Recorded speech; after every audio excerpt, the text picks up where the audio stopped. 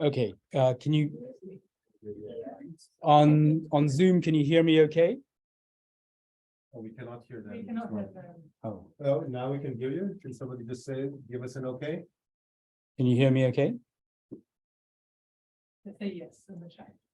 Yes. All right, okay. perfect. I can, you want to record? Please record. Can you record, Marty? Yeah, I am. I think you can record also from here, so we can have on our system, that's what you're saying. Yeah, exactly. Oh, okay. Why don't we do both? I'll just present you first, maybe? Yeah, Yeah. sure, great. So for whoever doesn't know Shamil, he's like a Renaissance person, I guess. He knows everything, philosophy, neuroscience, work, advice for DeepMind, right? Was part of the initiator of the center. So Shamil was really contributing to the beginning of the center, finding up the donors and kind of pushing Robin to create out of the lab, create a center. And it's like a huge value to us and like a lot of brainstorming together.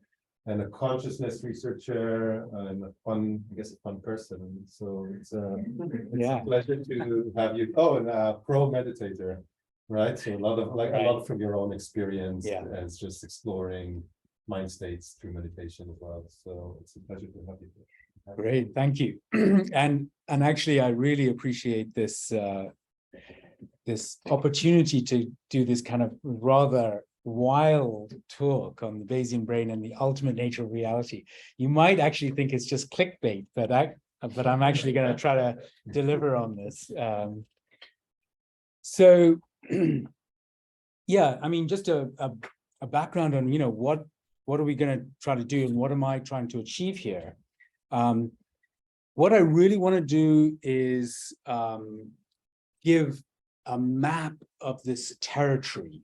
You know, the metaphysical territory, understanding how metaphysical assumptions dovetail with our experience, phenomenological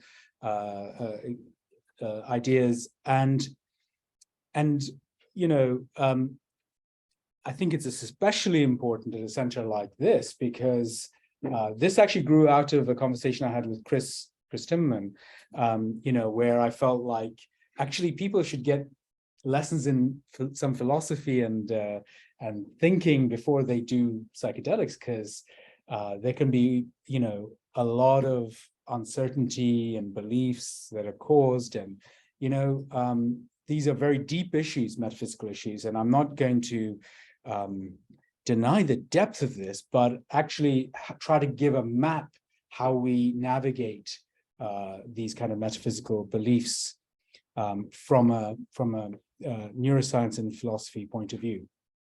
So, right. Questions about the nature of reality and appearance have been around in philosophy for 2,000 or 3,000 years ago, 2,500 years ago. This was the central issue for Plato in the Republic. What is the nature of our experience?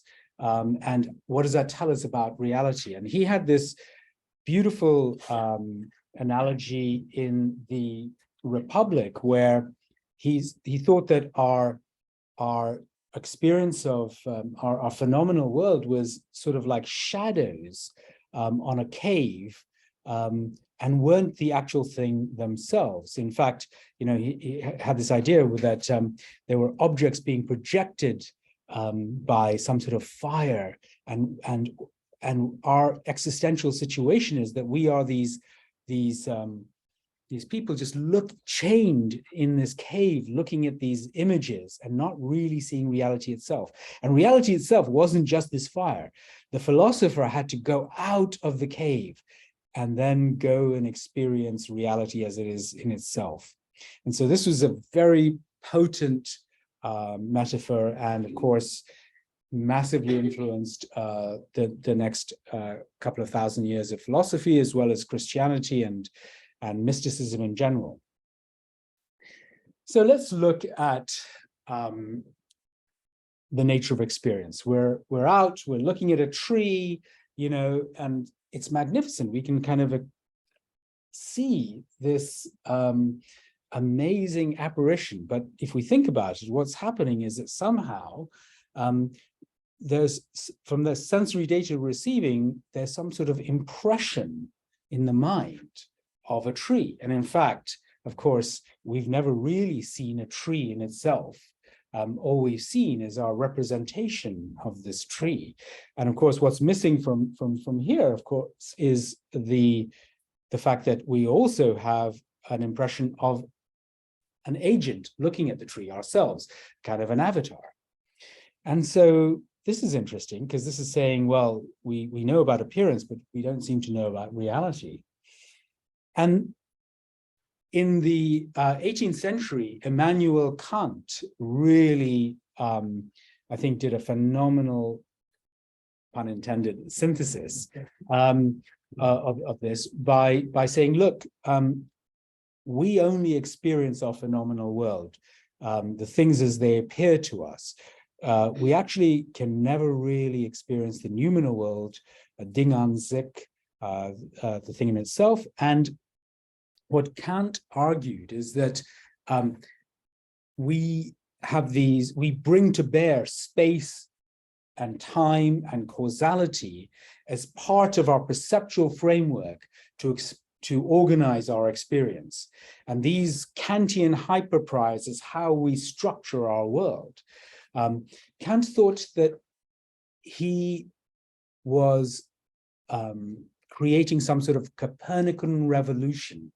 And the idea is that objects conform to our cognition, objects must conform to our cognition rather than our cognition conforming to objects, as we would normally think. So this is a real turning upside down the normal notion that, our cognitions conform to objects out there. And about a century later, Hermann von Helmholtz, this amazing polymath physicist and medical doctor and psychologist, really crystallized this as perception is inference, kind of a statistical inference. Now, I'll come to Schopenhauer a little later. I will just go through this a little bit. So when we look out at our eyes, Descartes kind of sort of had this idea that we're passively experiencing what's going on out there through the windows on our soul, which are like in front of our head. That's not what's going on. Perception is very hard. If you look at this dot here, this is this video is about as much as we can see accurately and in color from our macula for the central vision. It's very difficult to make out what's going on. And even this is a kind of concession. What's actually going on here is that we see that, in fact, it's a bee in a flower, and it's very difficult to figure out what's going on if you just look at the sensory data. But luckily, our brain creates this whole perception. How does it do that? It does that by trying to solve the Bayesian perception problem. Because as we've said, there are features out there in the world, the causes of our perception. But all we get is some sensory data. You can think of you as a massively long vector of sensory data, pixels and auditions and all this stuff. And our job as an agent is to figure out the causes of our sensory data, the causes of our sensations. So looking at trying to figure out the most likely features of the world given our sensory data. Now that is the Bayesian inference problem, and there is a absolutely clear mathematically optimal solution to this problem, and that is called Bayes' theorem. And if you don't use Bayes' theorem, you're basically wasting information. So we know that this is kind of somehow metaphysically the kind of right answer. The problem is just as a rehearsal, the problem is just as a rehearsal, we got the posterior here, which is what we're trying to find. What's the probability of having these features, this explanation that there's a tree, given my sensory data? That's what we're trying to find. And we construct that out of two terms and a normalizing term underneath. The first term is the prior. How likely in general is it that I see trees out in the world? And then the likelihood of the data. How likely is it that this particular these particular sensations, this particular sensory data, how likely is it that these sensory data come from a tree? Given how likely is it that I see this sensory data given that it's a tree? And that's the likelihood of the data. And then underneath here is just the probability of seeing these sensations in the first place, this sensory data. Now, the problem with this normalizing term underneath is that it's computationally explosive. We can't solve it. It's an infinite integral. Essentially, you have to, to compute that, you would have to go through every single possibility of what could cause this sensory data. What's the probability of the sensory data given that it's a tree? What's the probability of the sensory data given that it's a spacecraft? What's the probability, of the sensory data given that it's a hallucination? So that's computationally explosive. So we cannot solve in practice the Bayesian inference problem, neither in machine learning or artificial intelligence, nor evolution. So what do biological beings and AIs do? Let's take some inspiration from neural networks, from artificial neural networks. So if you train a deep neural network, let's say on a whole lot of faces, as data, what you find as you put it through this neural network is that the early layers of the neural network extract low-level features like edges and corners and things like that. The mid-levels of the network extract mid-level features like noses and eyes and mouths. And then finally, we get at high-level features being extracted faces, and that this is Joe and this is Jane. So how do we train that kind of network? I mean, you essentially need some ground truth. So you take a whole lot of data, let's say a massive database of images, and you put it through your neural network. And what you're trying to do is train these synaptic weights to end up with a feature vector that actually conforms somehow to ground truth. So we do this in an algorithm called the backpropagation algorithm. And what we do is we compare the output of this neural network with the ground truth, the true features, that this is Jane and this is Jack, okay? And let's say the output this network produces some feature output, vector V. You compare it with the true features, and that sets up a prediction error. You normally square it, to make the calculus work. And then you use that error signal, that prediction error, to train the synaptic weights of the neural network back through every layer through a very famous algorithm called the backpropagation algorithm. Okay, so that's how we have supervised learning. Now, what's the problem? The problem is there is no supervisor in the brain. There is no one telling you the ground truth in the brain. And this is deeply important. So how are we going to solve this? There's only one thing we have access to, only one thing, which is the data itself.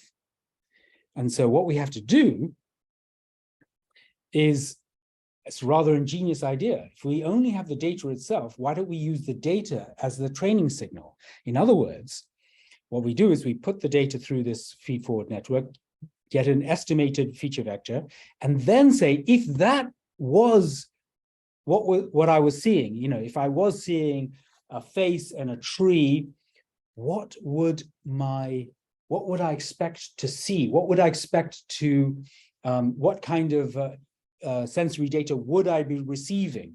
So we put another network on top, which is then computing predicted sensory data. And then we compare the actual sensory data with the predicted sensory data. And that sets up a prediction error. And that prediction error is then used to train this network. Okay, good. The problem is this kind of network is very difficult to train. So just a little bit so you'll recognize these parts of this network. The bottom triangle is called the recognition model. It's like trying to figure out what's going on. And the top network is called the generative model. Okay, this is an encoder and this is a decoder. And this gray bar here is the code. If you ever heard of predictive coding, then this is the famous code in predictive coding. Right. So as I said, these networks are very difficult to train. In practice, what you need is to add another constraint.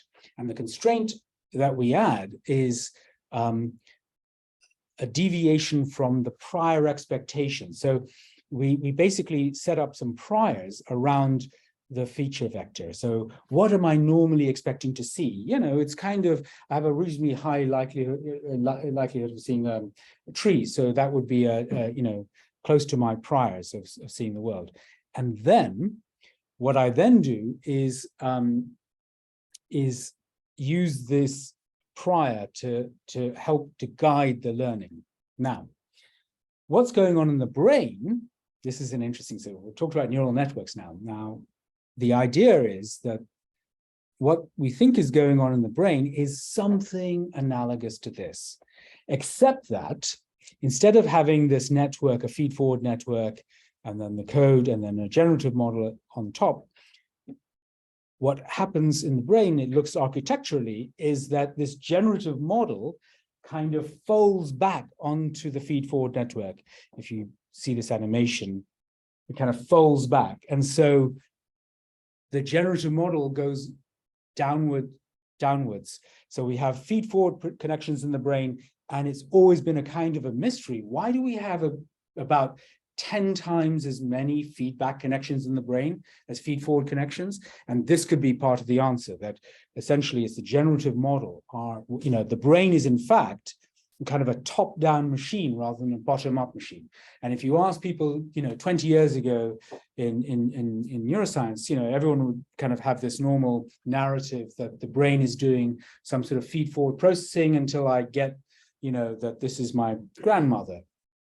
It looks like, in fact, it's going exactly the way most of it's going downwards. We're just expecting to see the world. And what's then happening is that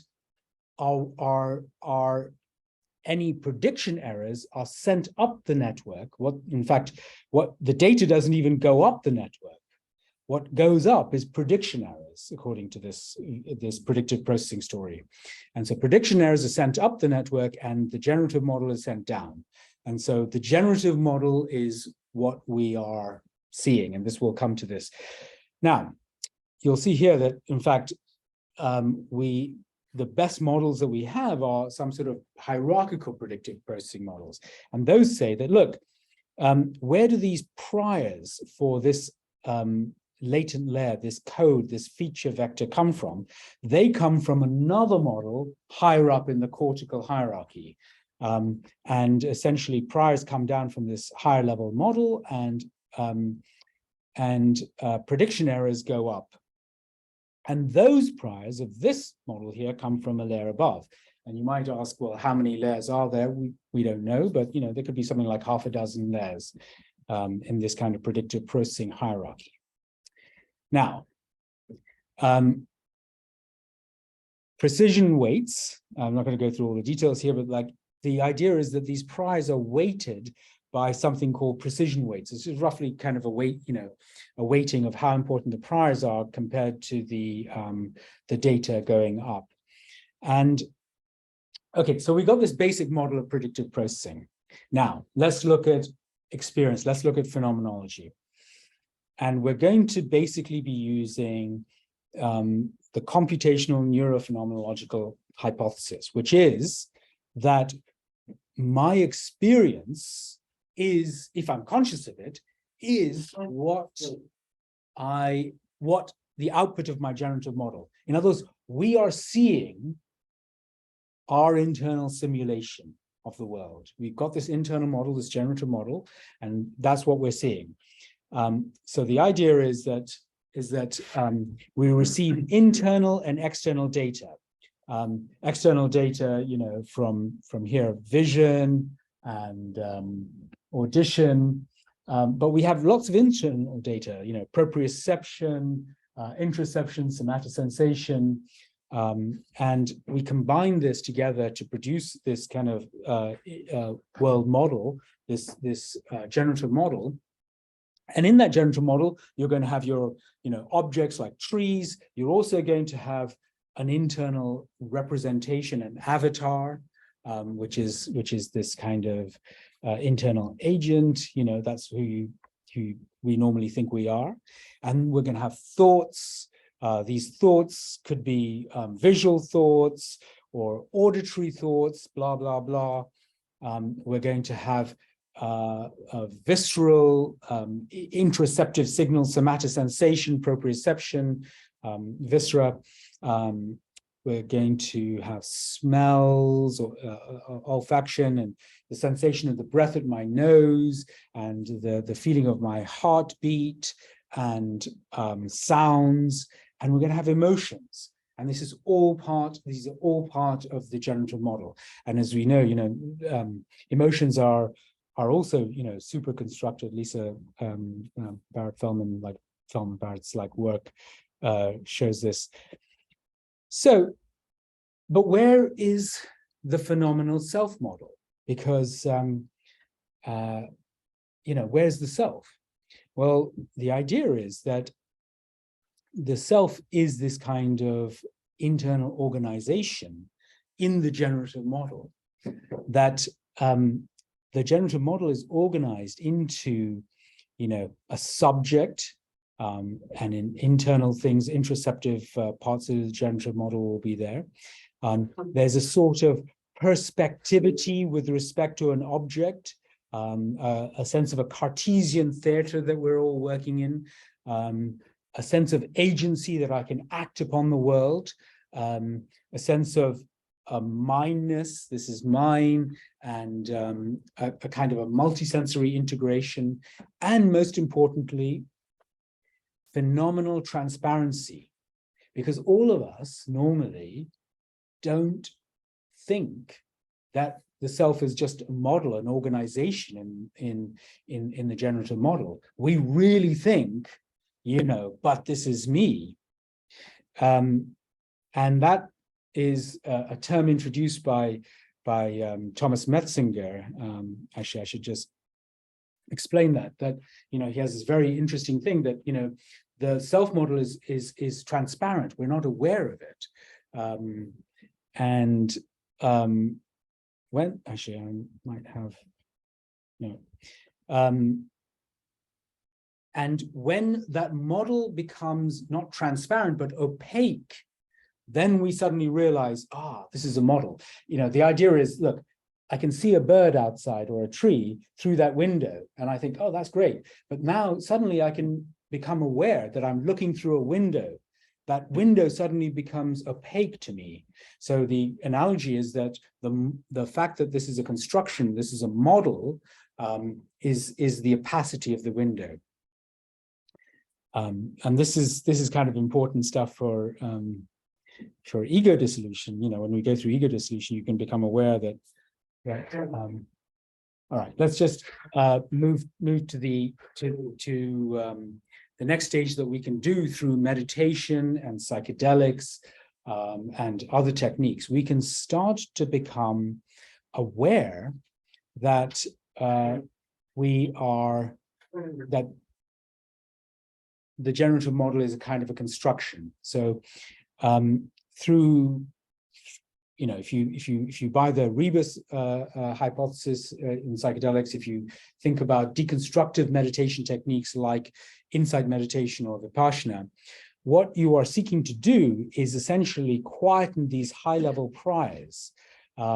And so rather than thinking of objects through concepts, we start to become aware of the mid-level and low-level features much more, and we can break down faces into the components and then into these kind of small edges and corners, and start to see objects as deconstructed. They become de-reified. They start to lose their object realness. And the technical Buddhist term for this is emptiness. So you were essentially descending the cortical fabrication hierarchy. Now, at this stage, if we are able to deconstruct our world in this way, we come to understand of a kind of a global opacity. We see that all of this is a kind of a mental construction. It's all de-reified, it's all unfabricated. And at that stage, we can start to recognize something else, which is we can start to recognize the empty space of phenomenal experience itself, the space of the generative model, the substrate of the generative model. And that is a kind of a recognition of a non-dual awareness. So this is now, we have deconstructed the notion of subject-object duality, and we come to recognize that there is a kind of a perceptual space in which all of this is arising, an empty perceptual space. And that's and when there's this kind of recognition, that's kind of an awakening to the nature of mind, the nature of our experience. And this kind of non-dual awareness is what I'm suggesting is that it is the substrate on which the generative model arises itself, which is awareness itself. And this kind of in traditions, in spiritual traditions, there's lots of metaphors that are used. Sometimes the idea of a mirror and the reflections, you recognize that actually we're used to seeing all these reflections in the mirror, and then you suddenly become aware of the mirror itself, or a screen on which a movie is playing. You're not aware of the screen, you're just lost in the movie. Or you become aware that there's a sky, you're just normally fixated on all the clouds and things that are in the sky. Or the traditional one is ocean and the waves. You suddenly for the first time become aware that, oh, look, it's not just the waves, there's just an entire ocean here, or a quantum field in its vibrations. So we can then come back in the world, and then we can see that, this was always here, this kind of non-dual awareness was always here. And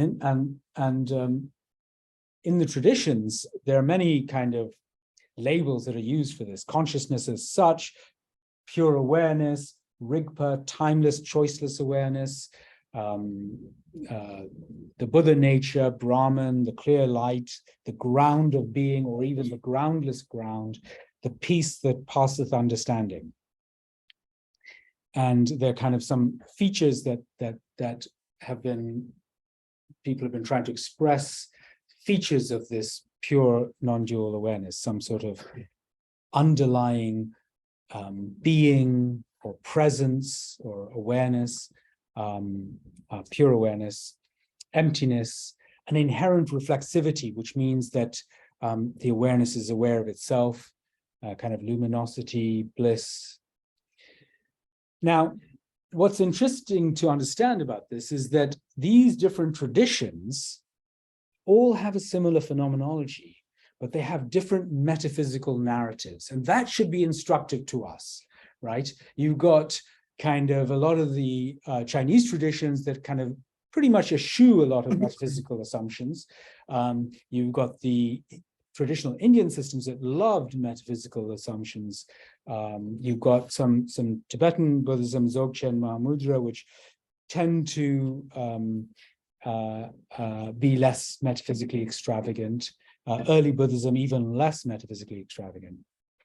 So it should be interesting. Why is there a similar phenomenology, but different metaphysical narratives?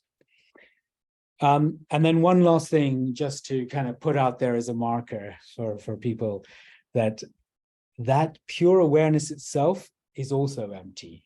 It's also kind of a construction. And that I just put out there as like a deeper thing to recognize, because in a sense, it might be also important, because ultimately, even pure awareness is nowhere to stand. So now let's shift gears to look at metaphysical and ontological frameworks. So we talked about this distinction between appearances and reality, and on the side of appearances, we would normally include things like mind and consciousness and materiality and phenomena that we experience. And the typical first naive stance that most of us kind of end up imbibing without even recognizing is some sort of dualism, which is that, oh yeah, like there's a mind in this kind of physical organism or something like that, and we're living in this physical organism. So that's dualism, and I'll explain to that there is both mind and materiality as the ultimate constituents of reality. And contrasted with that, if there's dualism, there's a different position, which is no, there is not two, there is just one, monism. And the reason why there was this backlash after Descartes to monism is because Descartes had a problem, which is, as I described it, like, how on earth would mind and matter ever interact? And this led Spinoza and others to kind of say that, look, we don't know much about the ultimate nature of reality, but what we do know is that it's all one thing, because it's all interacting. And monism comes in three flavors: physicalism, idealism, and neutral monism. I'll go through all of that. And then finally, just to fill out the taxonomy, there's a bucket of Mysterianism, which is like, we don't know.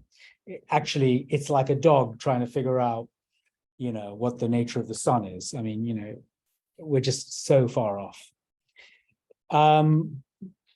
And all of these categories, this taxonomy, actually come with panpsychist flavors. It's possible to have a dualism where actually mind extends across the whole of reality. There are panpsychist flavors of physicalism, which I'll explain a little bit, where we have this physical world, but the inherent property of all matter is in fact consciousness. Of course, idealism tends to be panpsychist almost by definition, and neutral monism can be panpsychist, which is that essentially consciousness is everywhere. So let's look at, we've already talked about dualism, so I won't spend too much time on this, but basically, as I said, the problem, dualism was introduced by Descartes, and the problem is that how would mind and matter ever interact? If there are two fundamental substances, how would they interact? But one thing it has, what I'm going to try to do is at least put these ideas on their best footing, because often academics try to break down ideas and criticize them. Actually, I think like we should see how can we put them in their best footing. The one thing that dualism really has going for it is that it takes the hard problem of consciousness seriously. And I think this is important. And I think that, people often dismiss dualism as ridiculous. But actually, if we take the hard problem seriously, at least it's got that going for it, that it really says, look, consciousness is kind of a mystery. It is baked in from first principles. Now, physicalism is also, in some circles, takes a bit of a beating to say how ridiculous all these physicalists, they don't really get like, how amazing the world is, don't they realize that, we have this one piece of data, this one bit of data, as Descartes said, that we know we're conscious, we don't know anything else. At least we know we're conscious, right?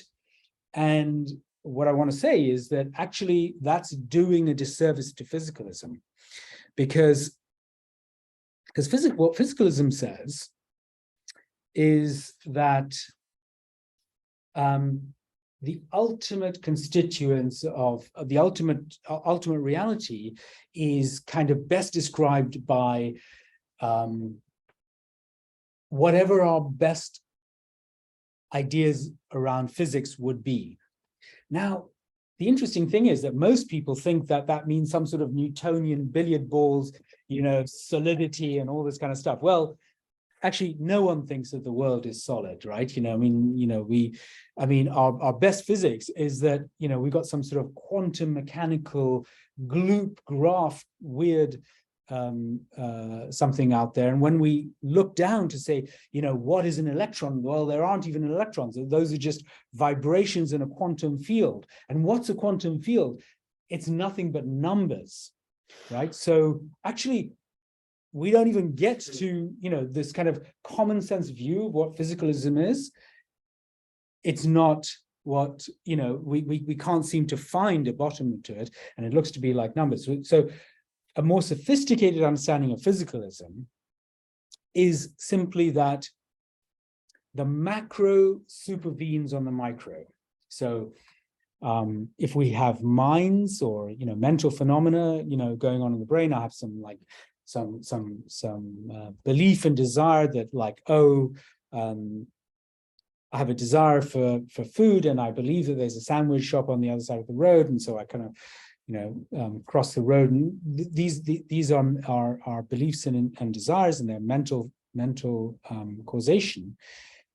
Whatever those mental states are, they supervene on the physical, which means that there can be no, if you have a whole lot of mental states and a whole lot of physical states, there can be no change in the mental state unless there is a change in the physical state. There could be changes in the physical state without a change in the mental state, but you couldn't have a change in the mental state without a change in the physical state. So that's the notion of supervenience, and that's really what physicalism is saying. And actually, physicalism has got a problem in itself, which is we don't know what physicalism is. It's kind of a mysterious thing. And that's one of the reasons why you can actually combine physicalism with a kind of panpsychist view, which is a philosopher, Philip Goff, has really been working on this in recent years, where he's using Bertrand Russell's idea that the nature of, we don't know what an electron is. It's just a bunch of numbers. It's what we can measure. But what is an electron in itself? And the idea is the electron in itself is some sort of proto-conscious mental substance. And so that's kind of an interesting take on how physicalism and panpsychism can be combined. Okay, the next category is neutral monism. Now, Spinoza was probably one of the first neutral monists, and sometimes this is called dual aspect monism, but I think it's better described as neutral monism. And neutral monism says that, look, there's only one substance. Why? Because if there were two or more, we would have an interaction problem. So ultimately, there's only one substance. And that there are attributes of the substance, including thought and extension. These are Spinoza's kind of words. So you could have, ultimate reality is this kind of three-dimensional object here, all right? And from one perspective, it looks like a circle. And from another perspective, it looks like a square.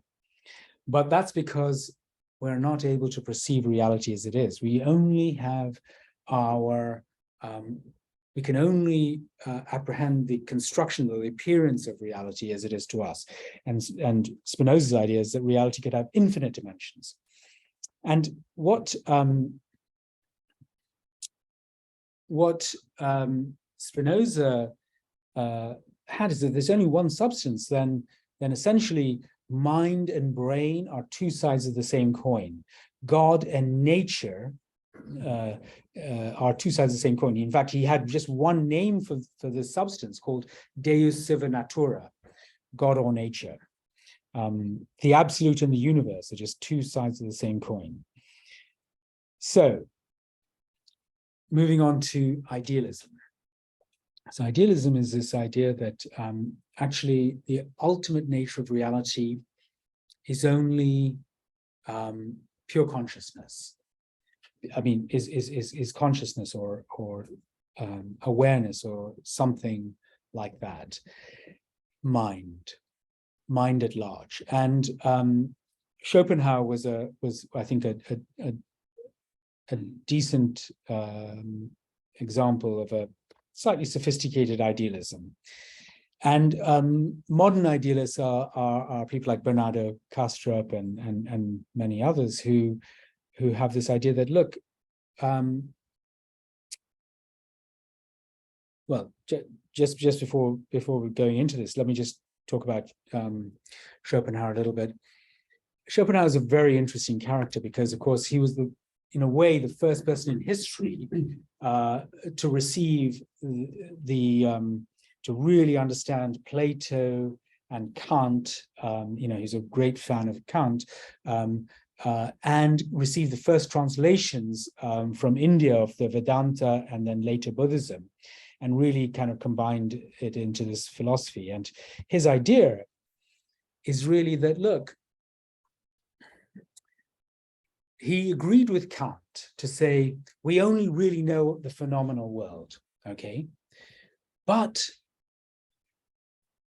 where he kind of disagreed with Kant is that he says, well, there's one thing that we know the thing in itself, which is if we look at ourselves, our own nature, the nature of mind itself. When I talked about the substrate of the generative model, the pure awareness, this non-dual awareness, without any fabrications, could we be contacting the thing in itself, the ultimate nature of reality itself? Because, and das Ding an sich.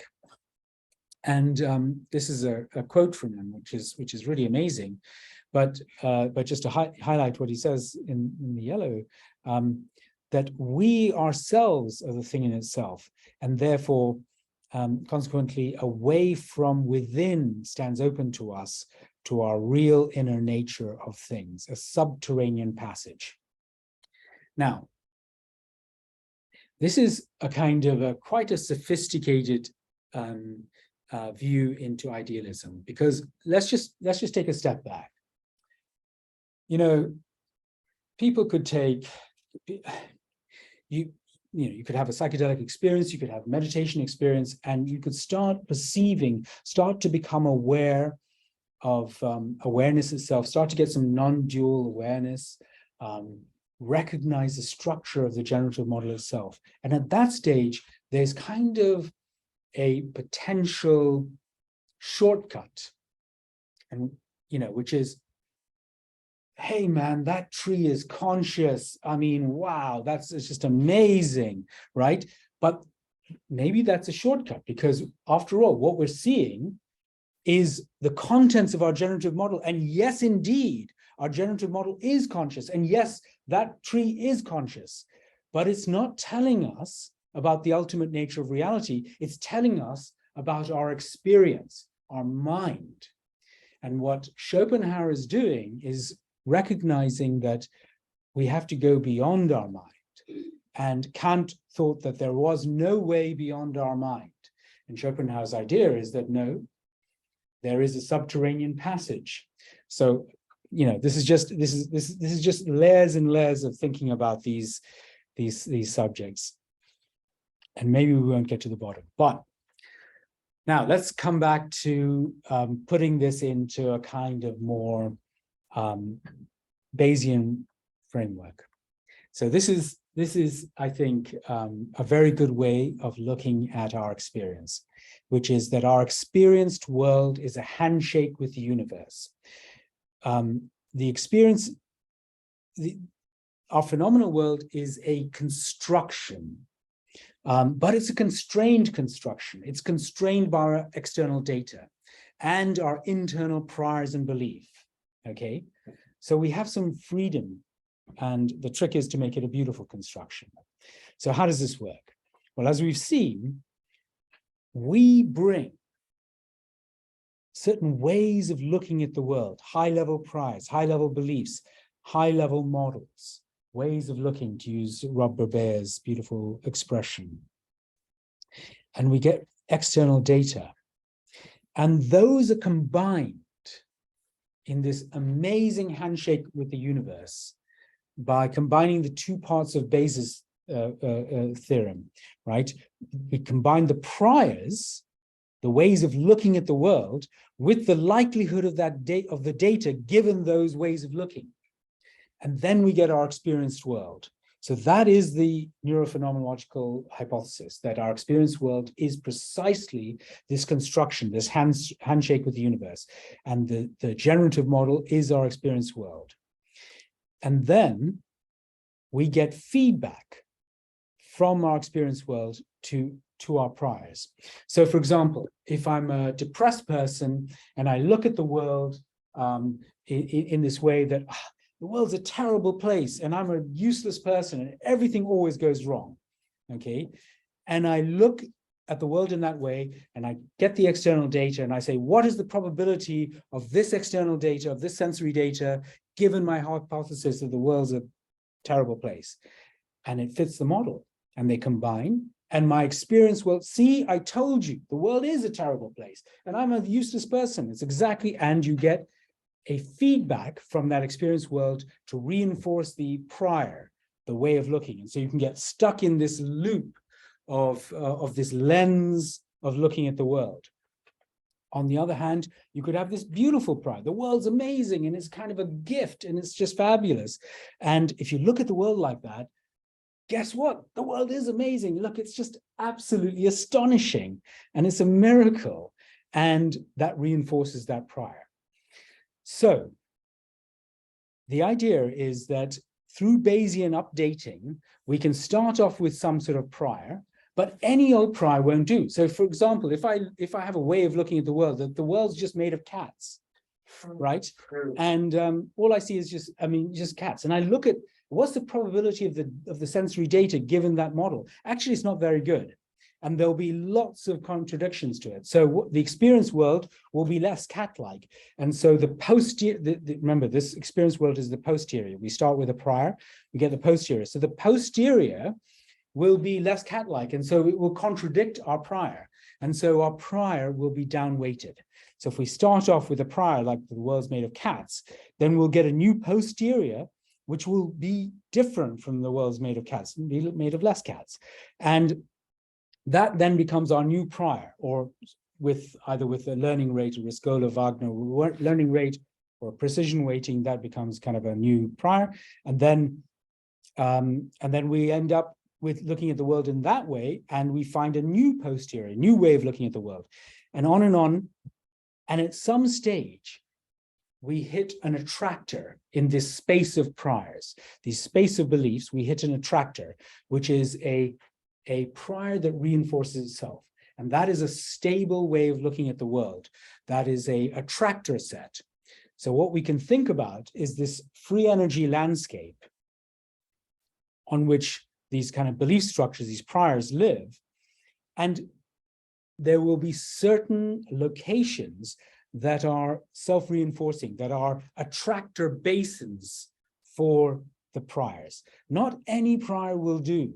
You can't just like make up the world and say, oh, the world is entirely a construction, I can do what I want, etc. Because the experience of the world is a kind of handshake with the universe. And so only some priors are stable. And so the basic idea is that as we go through a kind of learning through through meditation, through psychedelics. We deconstruct our world into perhaps some sort of minimal phenomenal experience if you get into deep meditative states, which are pure awareness. And then that enables us to reconstruct the world in more beautiful ways, with new priors, with new beliefs, with new metaphysical ideas and new metaphysical priors. And these reconstruction locations can be different locations. There can be different stable priors.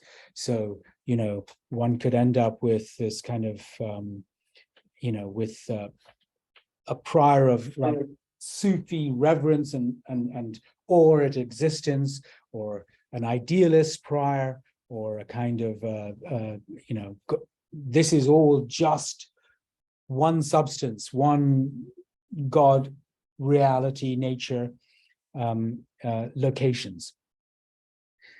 So that's an interesting way of looking at it, that in fact, even our beliefs are just these constructions, and they're just useful constructions. So let me now come to the kind of highest conclusion. Is it on this, or we can take questions afterwards? Okay. Yeah. The highest, I will say, my highest belief and insight, which is the metaphor of the elephant and the blind man. So this idea goes back to Jainism and Buddhism, 2,500 years ago. And that is this idea of, a king invites 7 blind men to go and inspect an elephant, and these wise men, feel the body and say it's like a wall, and feel the trunk and say, oh, it's like or feel the tail and say it's like a rope, and feel the tusks like a sword, and feel the legs and say it's like a tree trunk, and they are giving certain perspectives. And the Jain notion of anakantavada is this deep metaphysical idea, this deep logical idea that they had, which is that it's a doctrine that says all metaphysical truths are partial, and that the ultimate reality is many-sidedness. Anakantavada means many-sidedness. So the idea is that ultimate truth and reality are complex. They have multiple aspects, and reality can be experienced, but it's not possible to totally express it with language. And actually, Jainism, as you know, is the religion of nonviolence. And so it's really a doctrine of non-absolutism, a kind of intellectual ahimsa, or intellectual nonviolence. And so, as we navigate this landscape, and, we're not going to be able to solve this kind of deep metaphysical problems, but as we navigate this landscape, I think that this is a really wise place to be, to say, look, there are really beautiful places in which we can come to form metaphysical beliefs, and they could be useful for living beautiful lives. And to some extent, those metaphysical positions that have been around for, after 2,000 or 3,000 years of debate, are ones that somehow are compatible with the sensory data, are compatible with our best laws of physics. In spite of scientism, actually, it's all compatible with physics, even an idealist position and everything like that. And so, to some extent, it's finding beautiful beliefs to live by. And most importantly, we can hold this kind of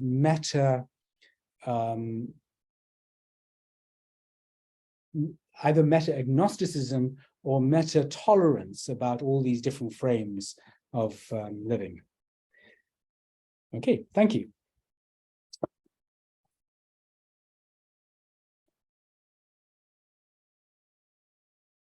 So can you just mute your speakers, or move? Yeah, sure. Great. I think you had your hand up first, right? Okay, yeah. No, it was linked to this, like when you show the tractor picture, and like how like with meditation you can like kind of deconstruct and then move on different tractors. Do you think like, I mean, I can see it very compelling on a more like abstract level, but on a perceptual level, do you think it's like, is it somehow possible to, and like if you go in an attractor space that's maybe it's like maybe not matching with the external experience? Is it something that like perceptual psychosis might look like? Or Great, really great question. So I think you're absolutely right that, you know, I've been talking about this in terms of beautiful ways of looking, but these local minima are places you can get trapped in, and you could have delusional beliefs or things like that you can get trapped in. And you know, if I think that aliens are causing all these things that is happening to me, guess what? That is actually a good explanation because it's compatible with the data. See, I told you aliens are doing this and all these changes just happening. And you can be so trapped in that local minimum.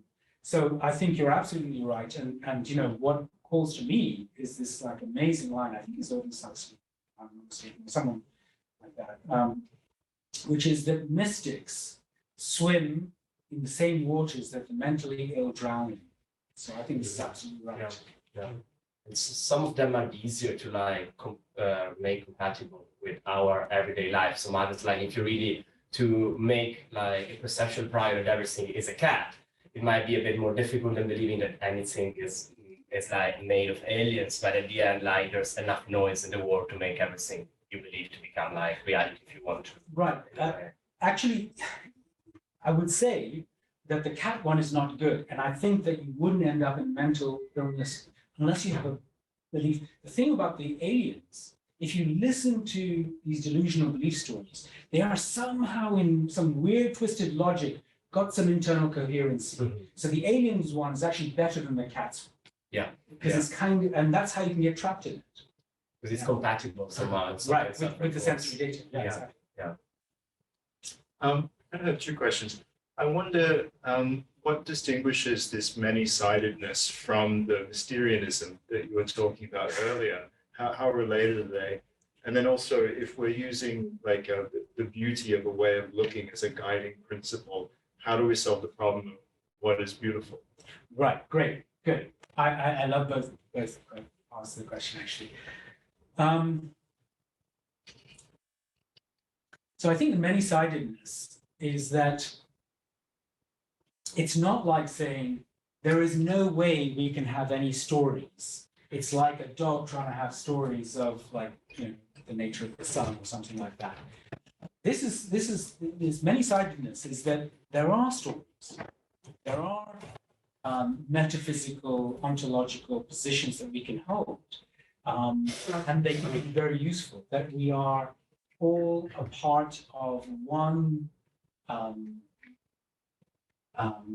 reality, and that our separateness is kind of an illusion. And this can be helpful in a way of thinking about and going about the world and interacting. It can help society, you know, flourish more. So this is one perspective, and the other perspectives. In fact, this picture here actually shows these. I think, you know, it's kind of incredible that they have this. You see, this person here is having certain perspectives, and that person here is having certain perspectives, and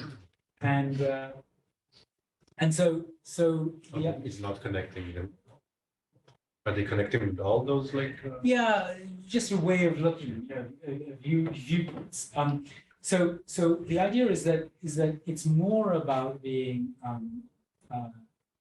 holding your frames lightly, but also choosing ways of you know, that tuning in. I mean, you know, you might say that, you know, it's really good to tune into a kind of awe and reverence at the majesty and miraculousness of the gift of existence as a way of living. And then other times you may choose to use a lens coming from physicalism, and other times, you know, you can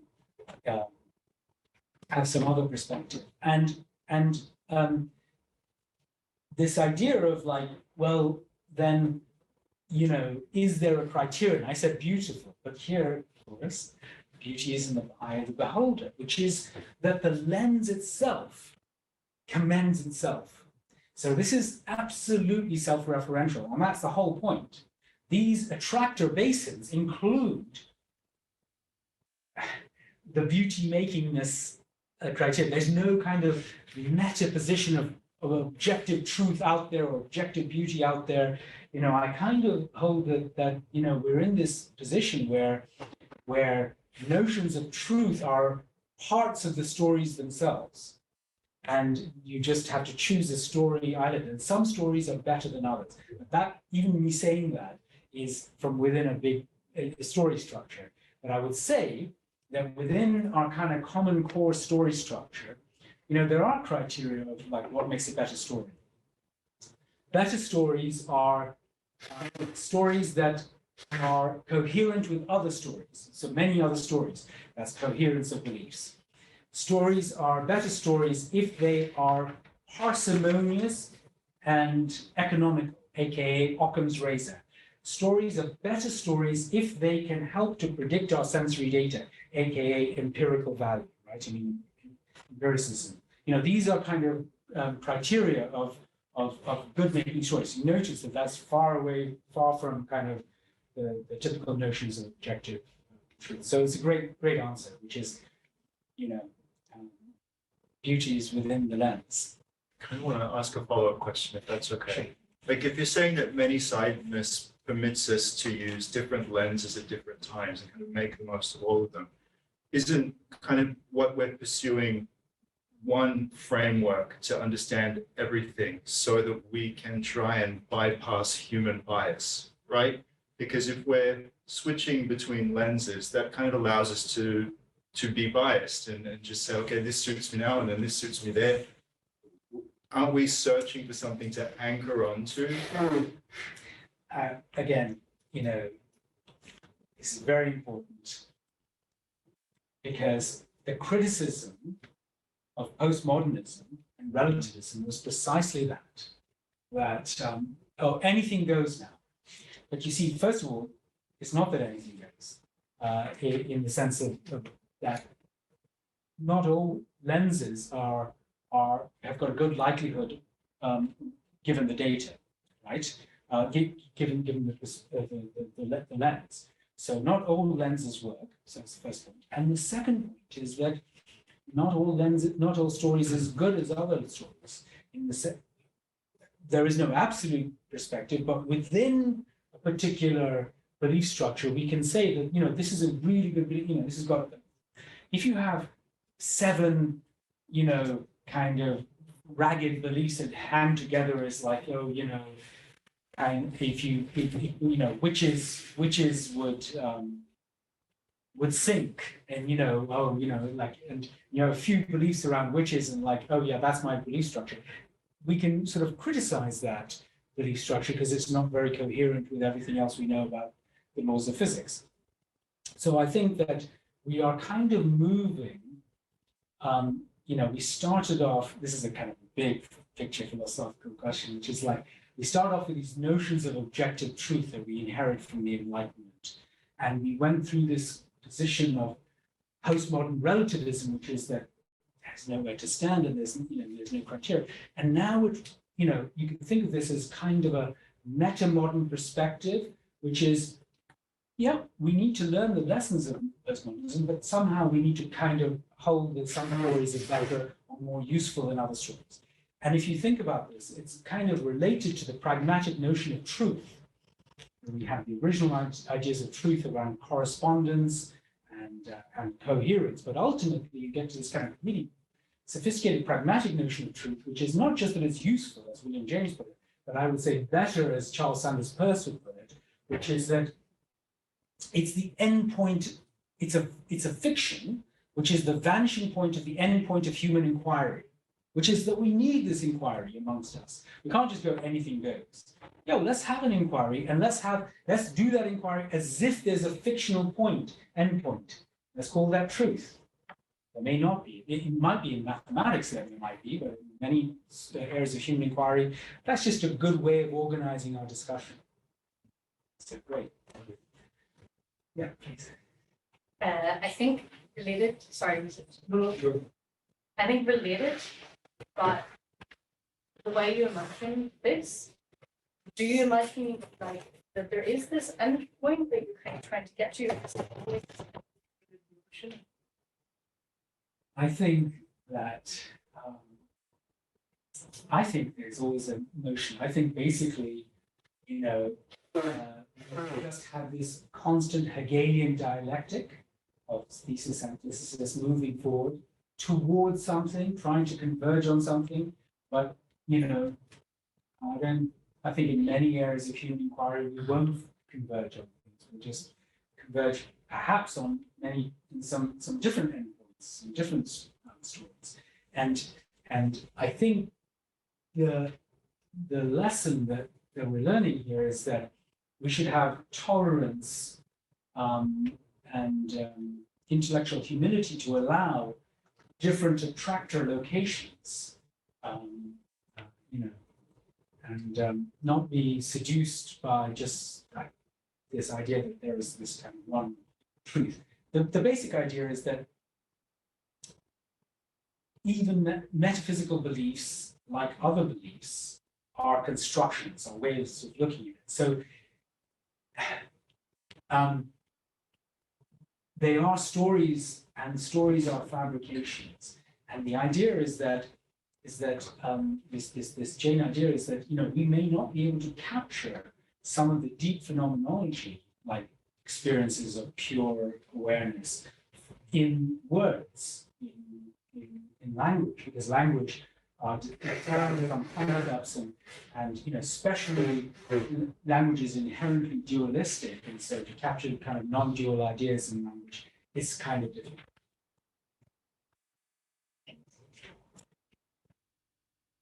Awesome presentation. I liked a lot your point, like there was a small note when you were talking about the space of awareness, that it might be a construction itself. That I think is a very sophisticated point. My question is a bit boring though. It's about the free energy principle, the predictive one. I always find it, of course, it's the most successful idea of neuroscience, but how does it allow for creativity and novelty to emerge? I always find it a bit sloppy because I heard Freestone trying to fit creativity into it. What do you think? So how can something that just points towards minimization of free energy and uncertainty allow something as novel to become attractive? Yeah, so this is interesting.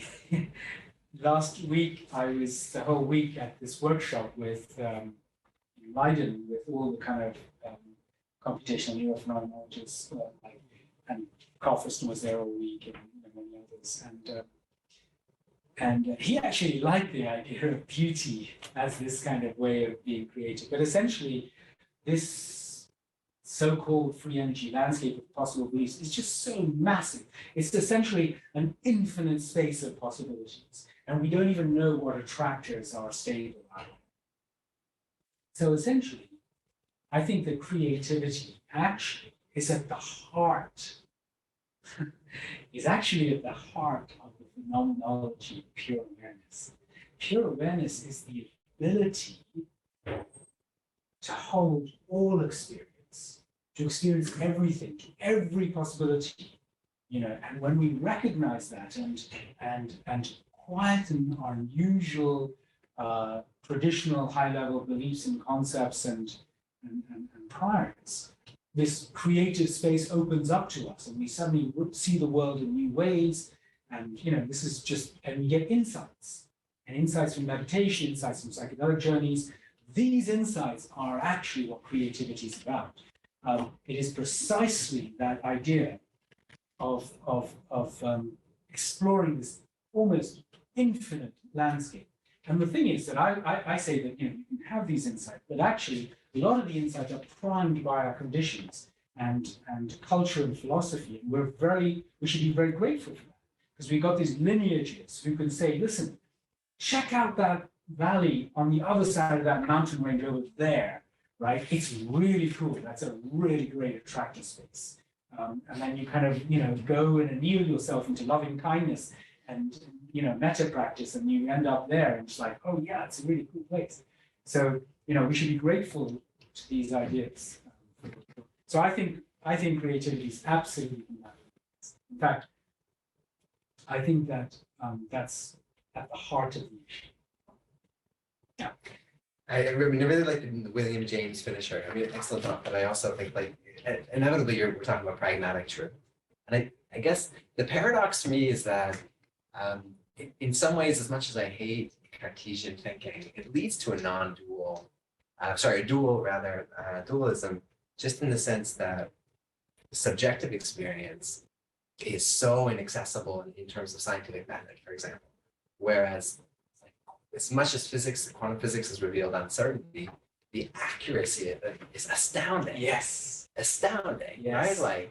Measuring a hair on the moon with a laser, essentially, in terms of the precision of it. Totally. And it's what I mean. So what emerges is very interesting problem of the objective or subjective, just the sheer level of ignorance in one versus the other, or certainty in one versus the other. I so resonate with what you say. In fact, the words literally could be coming out of my mouth. But I normally say, just look how amazing quantum field theory is. I mean, if you look at quantum electrodynamics, it predicts the magnetic moment of an electron to 13 decimal places, which is the distance between New York and LA to within the width of a human hair, right? I mean, it's crazy. And that is precisely the point, that no serious ontological position could ever sort of not be compatible with the laws of physics. That's the deeper issue. That's when we can start to embrace. Can we look at these ontological positions and say, yes, of course, there are regularities. You see, the thing is, we're not just saying, we're hallucinating out here, screw the universe, like I'm just in my own world, right? It's a handshake with the universe. And that handshake is something regular. It's amazing to 13 decimal places, right? And that's the real art of this. And in fact, I've tried to kind of put this very open and charitable position on all these ontological positions to say, actually, they're all compatible with physics. And that's why they've got staying power. If they weren't, we would have chucked them out ages ago. I would say that there's one position which we generally do start to rule out as soon as we've had kind of some insights from psychedelics and meditation or through personal experience. That is the position of naive realism, naive Cartesian realism. And actually, that's the default position that most humans have, right? Of naive realism, which is that this really is the table. This really is the chair. I'm actually seeing the world out of my eyes, and this is what it is. That's the position we can rule out, but none of those, but all the rest are, yeah. Please. I have a more weird question. I'm curious what you think about it. What are your take, given like your ideas and your knowledge about Jungian synchronicities and following that medium mentalism? I'm just curious. Right. Okay. Now I didn't know this is going. Yeah. Now you asked the tough one. Okay. Well, we just talked about physics to 13 decimal places. The thing is that one of the things that naturalism, I didn't talk about naturalism. Naturalism is the idea that actually naturalism is the idea that, I mean, the big picture idea is like, so the world is described by natural science, by there isn't a supernatural. There is just the natural. So what is the supernatural? Supernatural is, when we try to make a distinction between what's supernatural and what's natural, you end up like, it's difficult to kind of know, what's supernatural. I would say that a deeper way of thinking about this is that naturalism is roughly the way things hang together. And that things hang together, and then when there's one part of that explanation that doesn't hang together with the rest of it, we'll call it supernatural, because it kind of doesn't have any links. Now, I would say that we don't know everything about the world. To some extent, if we find phenomena and find some regularity in that phenomenon, that just becomes part of our new physics in our world, and that's again naturalistic. So I take your question as asking two questions. One is that are there things that are beyond what our current physics can explain? And I'm sure the answer is yes, because our current physics is like still immature compared to the physics of 500 years in the future, perhaps. And then the second part of that question is that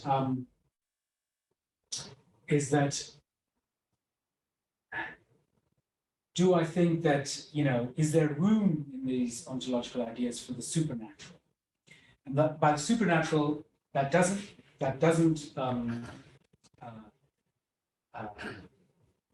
exactly line up with notions of theism or divinity or anything like that, because as we saw from Spinoza, you can have notions, a theistic notion of God as the ultimate substance of reality, or God of the universe, or nature as the ultimate substance. You use the word God or use the word nature, doesn't matter.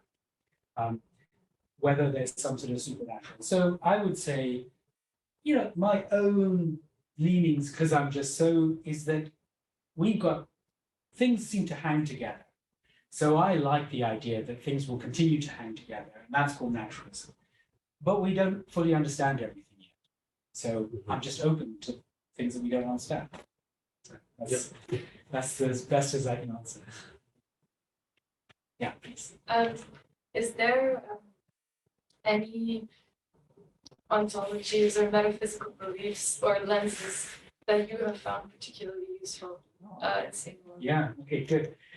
All right, well, I'll go on the record. Okay, good. Okay, that's beautiful. No, I really want to answer that. Well, I have been fortunate to be able to tune into several lenses that I find absolutely stunning and amazing. And I recommend the idea of tuning into lenses. We talked about this picture of the ways of looking at the world. And I kind of described the depressed person. There is a way of looking at the world that I describe as amor fati. That was Nietzsche's expression. And Nietzsche really, the early underpinnings of that from Stoic philosophy, so Epictetus and then later Marcus Aurelius. And that amor fati is like this. I love everything that is happening to me. I love my fate. And so you can tune into this like that. I love everything that is going to happen.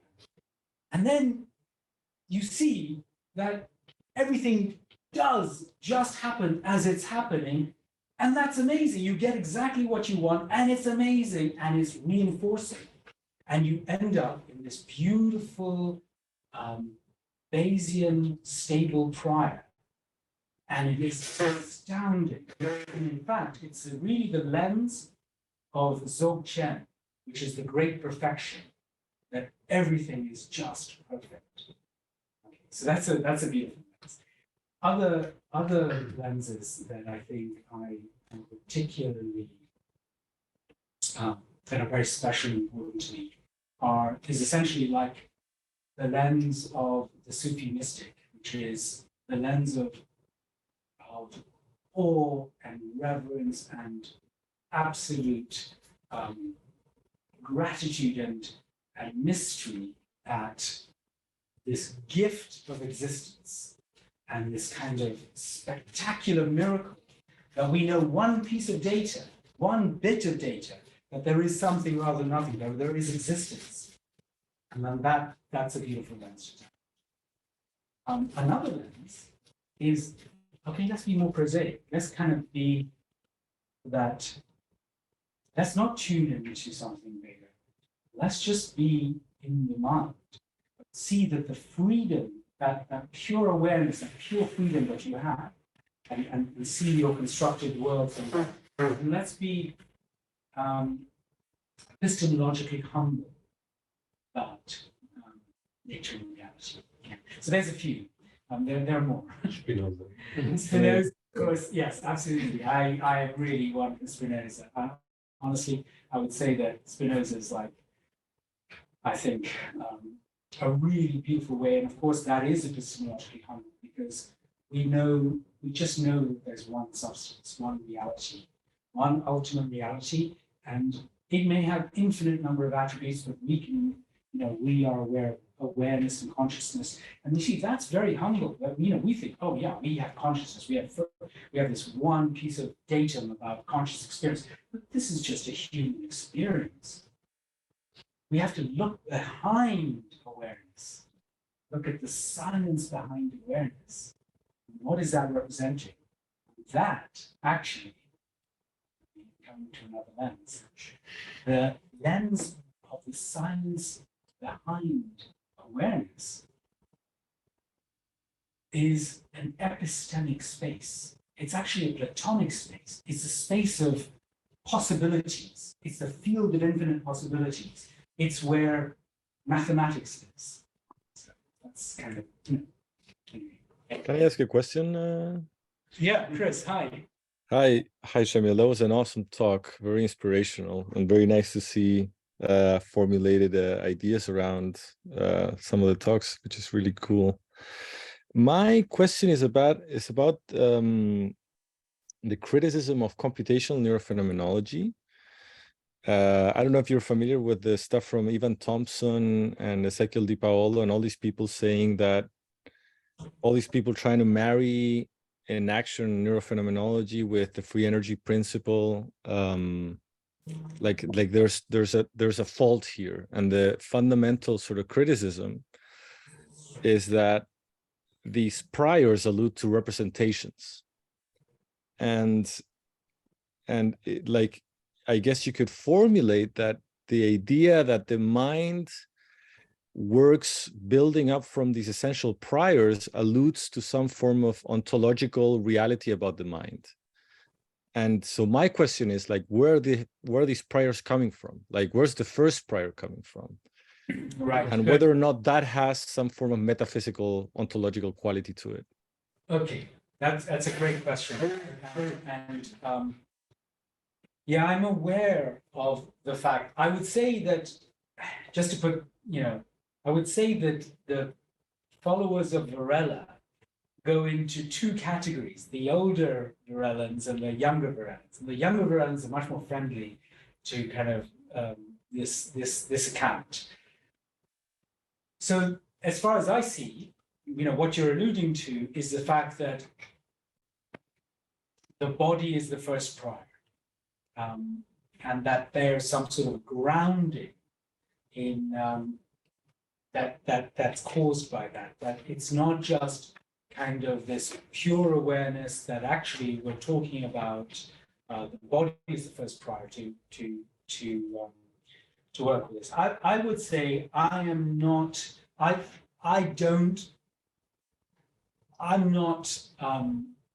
totally. I don't think it's a deal killer. I think that I like this whole embodied idea that there's something special about the first person person, but I think that that's kind of a belief structure, and so I'm much more really, let's be radical about this. And essentially, I say this was a discussion that we had last week a lot, which is what is the relationship between phenomenology, the neural neural goings on, in the brain and elsewhere in the body, and could a modeling layer, a computational layer, be a bridge between the phenomenology and the neural and physical goings on. And the reason why I think it's a decent idea is that we know that biological creatures have to be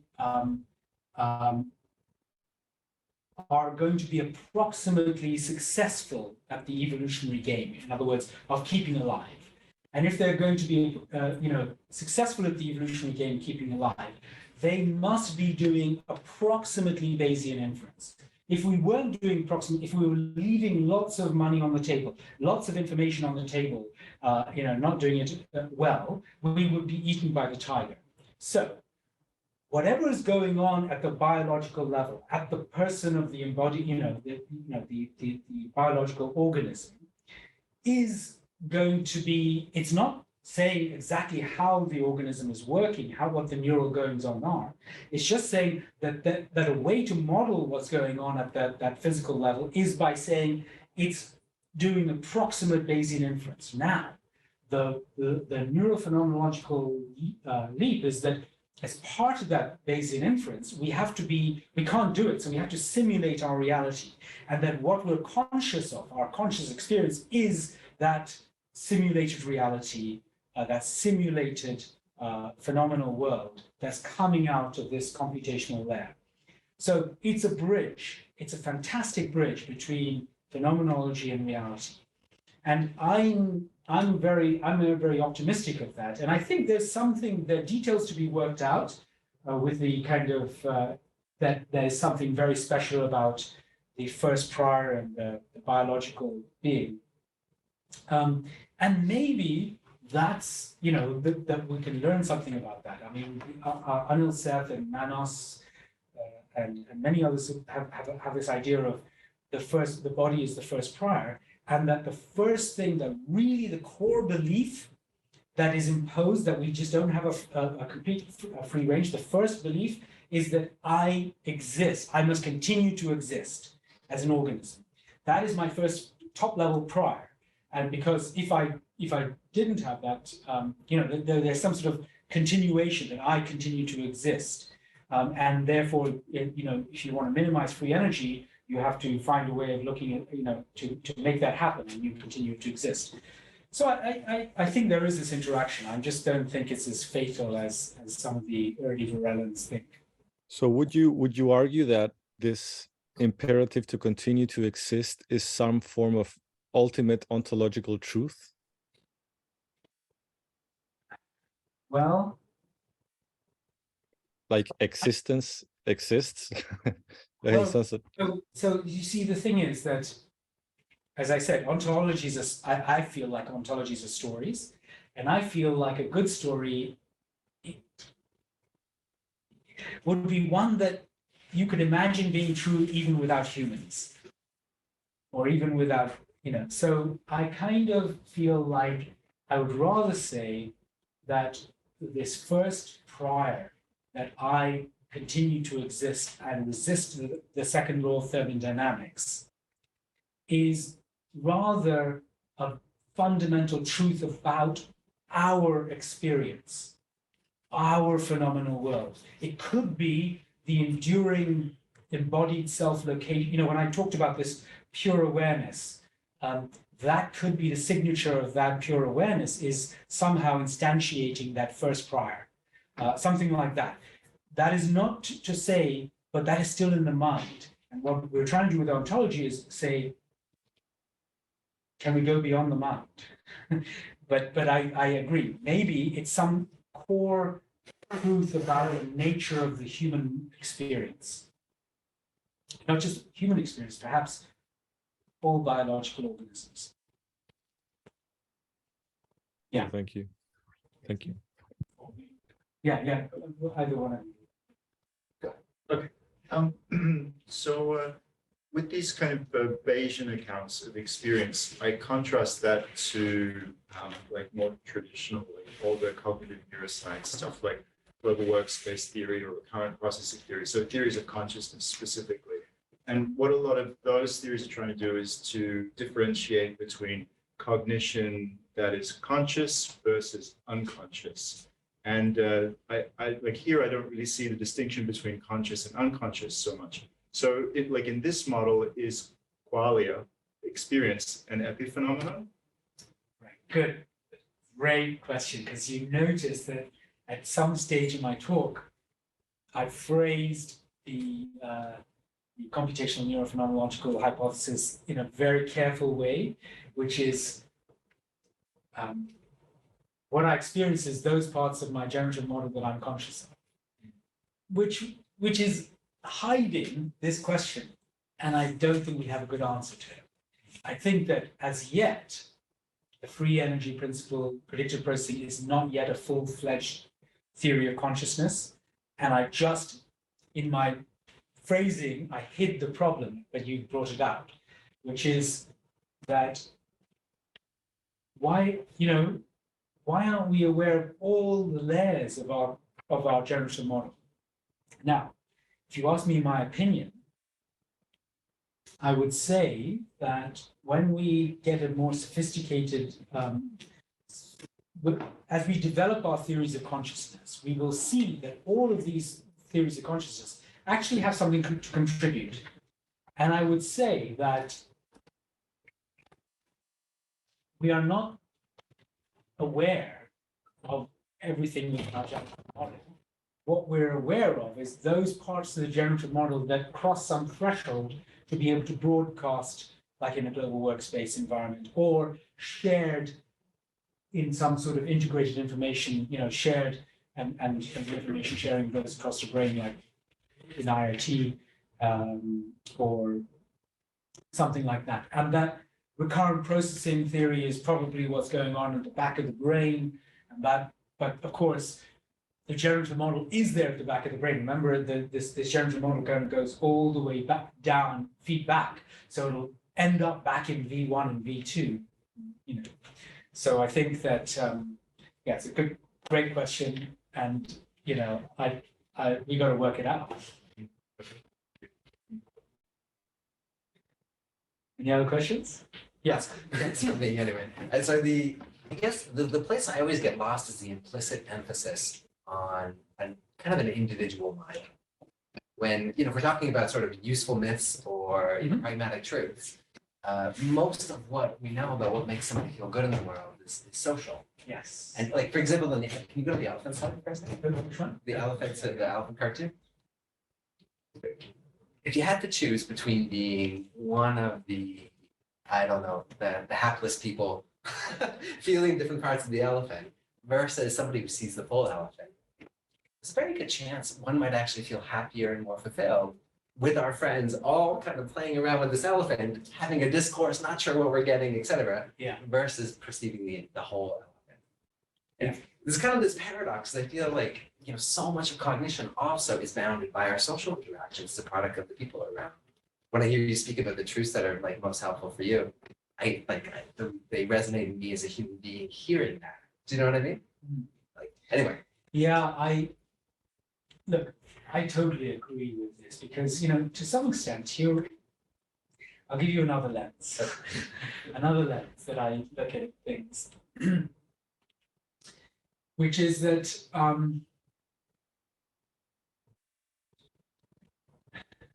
we're all just the universe. There is just one unfolding process that's going on, which is reality unfolding, existence unfolding. And parts and somehow through this existing process, there are these nexus of informational nexuses which kind of are self-reinforcing or whatever, and they turn into perspectives of the universe upon itself, but all individual perspectives, and we are just all perspectives of the universe upon itself. We are just one universe and all these different perspectives. And it's amazing because these perspectives can go and high-five each other. And it's like, whoa, it's basically the one universe talking to itself and say, hey, check this out. And I can learn from you and blah, blah, blah. And then, perspectives start having arguments and wars with each other and whatever. And it's kind of related to relational quantum mechanics.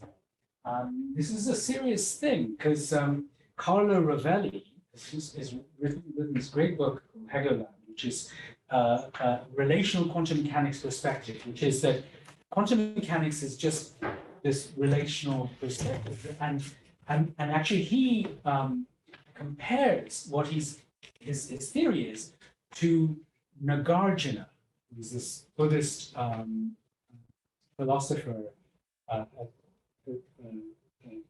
100 AD, I think it is. And Nagarjuna, and the way I like to look at it is Indra's web, which is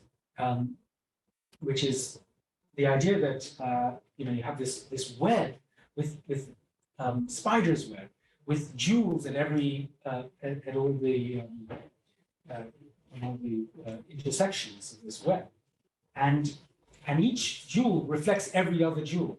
They're just different perspectives, and I kind of think that that's the way we're experiencing reality. That we're bouncing off each other and sharing each other's perspectives and reflecting. All of you are reflected in my awareness, and I'm reflected in your awareness, and this is what's really going on. It's just one big spider's web interacting with itself. So I kind of, I very much empathize with you. Now, I thought where you were going was you were going to say, like, mind at large, is there a collective mind and all this kind of stuff? I don't know. Figure it out. Thank you, Cyril. I think we probably should do a short business meeting very soon, so we can maybe stop it. But thanks so much for enlightening and inspiring talk. Thank you so much. Great.